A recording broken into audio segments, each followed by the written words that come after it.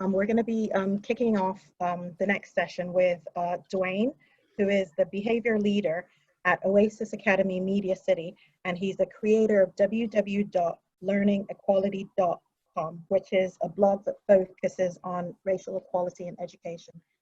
Yes, and we're going to be done by just soon after 1. We're running just a few minutes late, but this session is vital because we have 3 people that we want to introduce you to briefly, who all have practical things to say about the way that we can carry all of this forward. So this is where the rubber hits the road, ideas for tomorrow. Over to you, Dwain.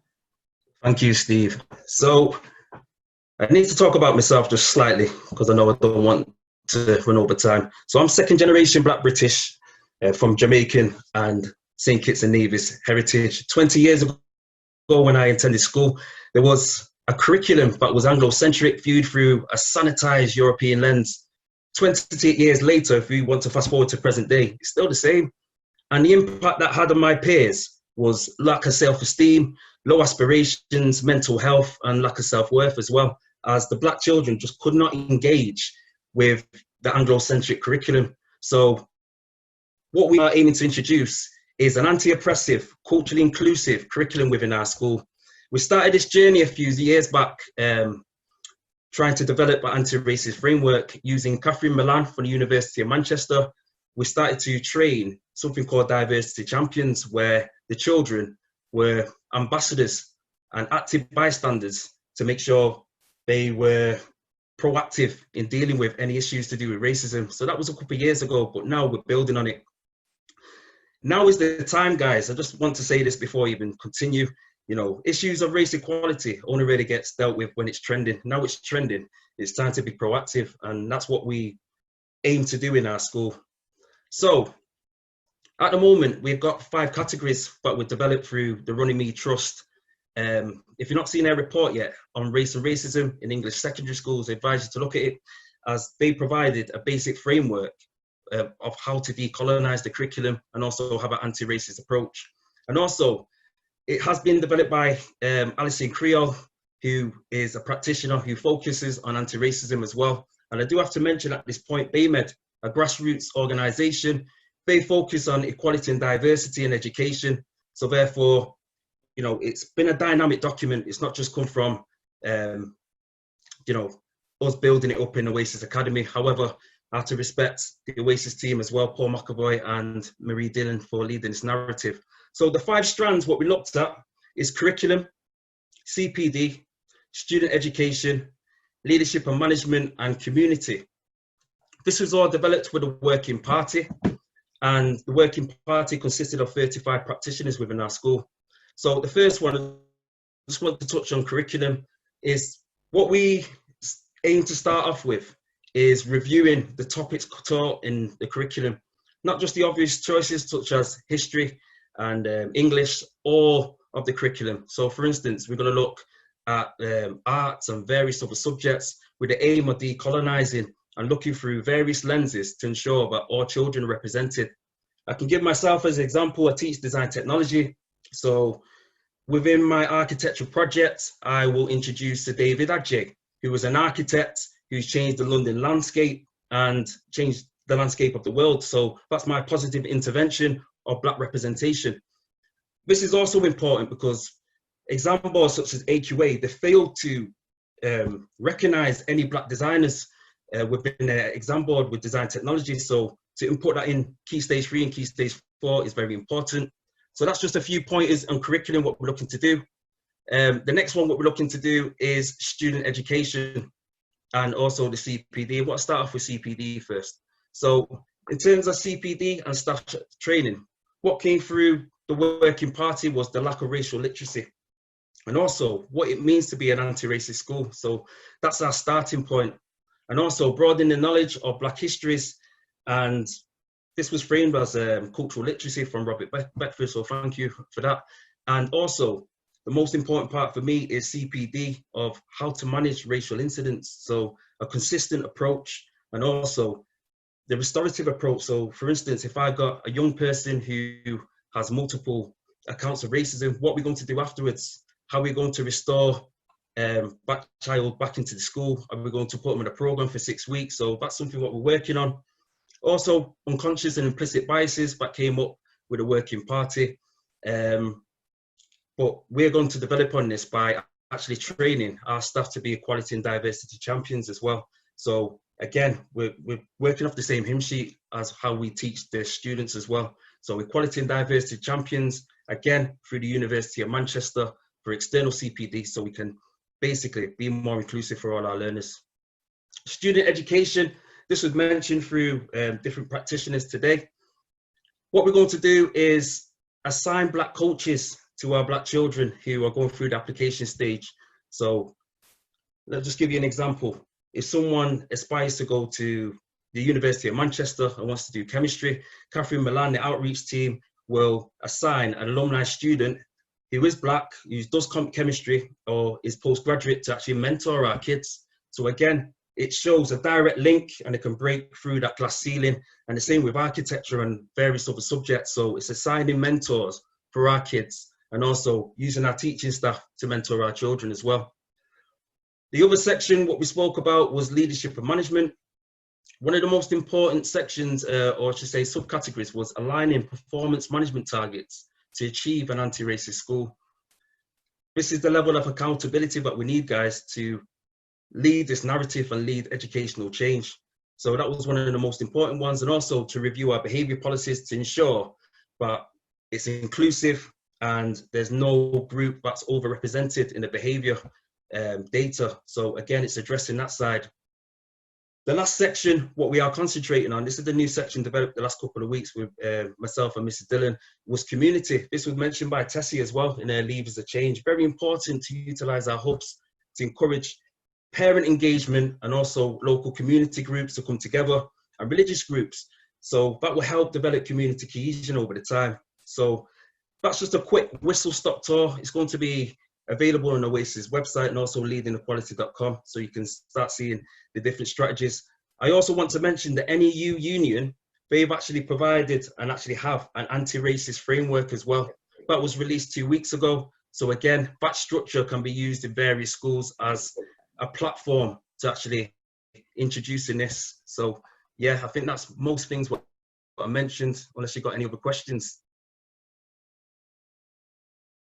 Thank you. Thank you, Dwain. Yeah, thanks, Dwain. I think we got loads more questions actually, and this is a foretaste of something we're going to be telling you all about in just a few minutes, where we're going to be able to pick up some of these themes with Dwain.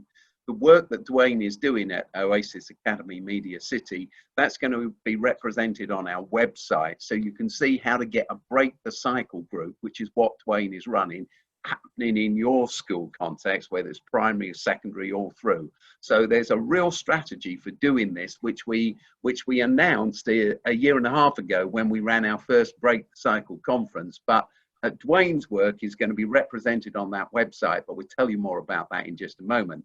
We've got two more other practical responses to this, and we're going to introduce you to Gabby and first of all to Mandy. We are running out of time, and so the thing is this, Mandy's got so much to say, and Gabby, a fantastic project to launch for us as well. So we're going to introduce those things now, and then invite Mandy and Gabby and Dwain back to our next event, which we're going to tell you about, very exciting, in just a moment. But Mandy has worked for a very large MAT, United Learning, responsible for HR and responsible for helping people become the best versions of themselves, really. Recently, she founded something which is called Talent Architects, and now works across lots of schools to help schools mine out that talent, make the most of it. And so Mandy, what I'd really like to ask you is this. I know that you believe wholeheartedly that MAT says all schools need to be inclusive employers. So why do you think that the current school workforce in the UK lacks diversity, as we all know and has been expressed through this morning? And what are your top tips for changing that? Oh, thank you, Steve. Firstly, massive thank you. What an honour to be here today. And actually, for me, as somebody who is trying to become a strong white ally and become an anti-racist, it's just really powerful to have heard everything today. I think we've heard a lot, haven't we, about the education workforce. It seems to be a very white profession. It's very middle class. There's real gender stereotypes, so lots of women, but not necessarily in leadership. And I think, you know, the young people put that so well today about not seeing the role models. So that's why we don't attract people. I remember a couple of years ago, I walked into the office of a black head teacher in London, and on his wall was pinned a thank you note from one of the pupils, and it said, "Thank you, sir, for being a black role model." And to me, that told me everything about why this matters. And we've heard that so much today in terms of the young people's perceptions, and we've also heard the research about the impact it actually has on young people's outcomes as well when there are more diverse workforces. I've done a lot of work, as you know, engaging Black, Asian, other minority ethnic staff in conversations about why we don't have more Black leaders in our profession. And the big message I get is actually we come in to education, it feels really positive, but actually all the career progression stops at middle leadership. And there's lots of reasons why that happens, and maybe that's something we can talk about more in the subsequent event. But in terms of your top tips, because we want to end practically, the things I've seen education leaders do, both white and Black leaders do to address this, but particularly given that we know that the leadership is so white in schools and in maths, they have to be helping to support and lead this agenda. Things I've seen them do that make a difference. They really focus on building inclusive workplaces, and they see it as long-term, it's not gimmicky. And they educate themselves as leaders, they educate their senior leadership team, they make sure that people like me, because my profession is very white, that we're educated and we understand this. So it's not just a one-off unconscious bias training event, but it's really hard and deep education about inequality and the impact that has. And they engage with their staff. For me, I had to find Black and Asian staff who would go and talk to staff for me, because they said to me, they won't tell you and you won't understand the experience, but we'll go and have those conversations and we'll give you the feedback. And that was really, really powerful. And we've heard a lot today about mentoring and coaching and tapping people on the shoulder, helping them to progress and see their potential. They do that. We've heard a lot today about looking really hard at recruitment practices. What messages do you put out there? What language do you use? What are your job descriptions saying? What are your images saying? Do you think about blind recruitment? And also they look hard at their data. I was talking to a head only this week who's looked hard at, you know, this is what my school community is like, and it's really ethnically diverse, and then I look at my leadership and it isn't. So I know I need to do something about that. And actually that leader's done all the other things I talked about and already is seeing that data shift because they're creating an inclusive workforce. So those are some of the things I see that are really powerful. And if every school leader started to do that, if every MAT pioneered that, I think we could see a really big change in our workforce, which ultimately creates the role models for our pupils. Thank you so much, Mandy. Now, the truth is we promised Mandy and Dwain and Gabby, who's going to speak now, much more time than we've given them. What we're going to do is we're going to put the link into Mandy's website on the Break the Cycle website to Talent Architects, so that you can be directly in touch with Mandy. But in our next conference, we've got much more to say, and Mandy's got a lot more to say about how we get all of this done. Before I tell you about what we're going to be doing in the autumn, which I think you'll be very excited about, I'm going to hand over to Gabby. Gabby, I'm going to leave Gabby to introduce herself briefly to you. But Gabby has been working alongside Robert and myself, and we've involved Marvin Rees, the Mayor of Bristol, in our work more recently. We're working towards a way of getting Black and Asian and minority ethnicity leadership at top levels across education. So over Gabby now.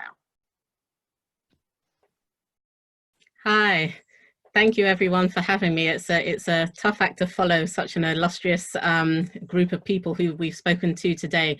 My name's, as Steve said, Dr. Gabriella Beckles Raymond. I've been working in education for the last 20 years in various different roles. And I'm now a strategic consultant, but my background is a kind of interdisciplinary philosophy focusing on ethics and social justice, in particular in education. And I know we haven't got a lot of time, so I'm going to hit you with the headline that I'm just really, really excited about being here today. As Steve said, we've been working with Oasis to really address all the kind of concrete problems that the research shows and that we've heard from all the different speakers today about this lack of African, Caribbean and Asian teachers and senior leaders within education. And so what we're doing is developing a new end-to-end teaching pathway. And so end-to-end, I mean from recruitment to teacher training to school placement, designed to bring more African, Caribbean and Asian heritage teachers into schools. And so for me, what's so groundbreaking about this program is Oasis's commitment to tackling the structural issues within their academies to ensure that new recruits arrive in environments, in these academy school environments that are conducive to their flourishing as teachers. And we've heard about a lot of the, kind of top tips and things that we need to do to make that possible. So I won't belabor that point. But I think what's important here is that it's a three-pronged approach. It's about transforming our academies and schools. It's about transforming the way we do initial teacher training, and it's about transforming the professional development once we're within that context. And so I want to leave you with, in a way, just a slight reframe in a sense. Because I want to say that this transformation is not only about representation and kind of, I don't want it framed as giving Black and Asian people, giving us a chance. It's actually about raising the question about what does good quality teaching really look like in the first century. And so the first thing is that we need to do is ask ourselves that question. What are we providing for our young people? What is the kind of education that we want to deliver? What does that look like, right? And so if you're contribute to or complicit in a system that's fundamentally prejudiced, then you're not only on the wrong side of the arc of moral history, you're just really doing a disservice to all our children, regardless of their race and background. We live in a global community. Our young people need to be able to build relationships, personal and professional, across international borders. We're connected in ways we never were 50 years ago. And so really this transformation and this program we're developing begins with that question. What does exceptional 21st century education look like, and how can we provide that pathway to deliver that? So thank you. Thank you so much. Thank you so much, Gabby. We want to tell you much more about this scheme that we're launching. We hope to have this up and running within a year. We found some money to do some research work, and Gabby is now setting out on that research. So we hope that by the back end of the autumn, we'll be in a much better place to tell you about some of the roles that we're going to be able to create, some of the training we're going to be able to create, looking not just for top Black and Asian graduates to be able to teach first, but teach for life with the passion that we've heard all morning long from so many people.